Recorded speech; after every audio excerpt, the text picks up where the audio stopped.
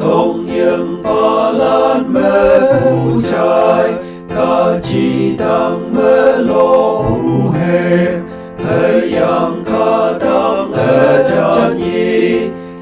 man mong mai cùng te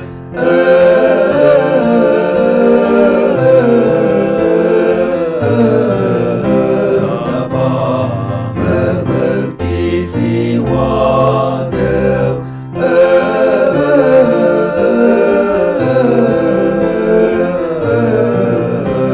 ta ba me ti si wa Yom palan hang ne mong mei te sin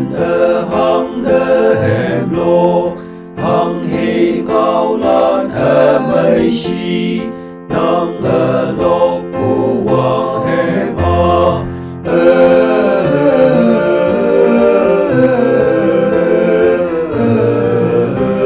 ta ba me ti si wa de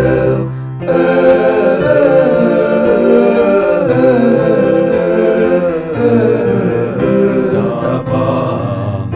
me ti si wa Bethlehem te bay ya âu hi pu che lok bay ya tu sương khâm theo là ang pa Krista de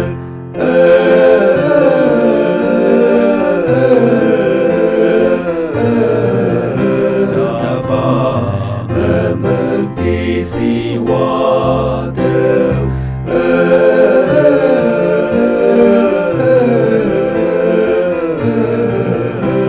ta ba me ti si wa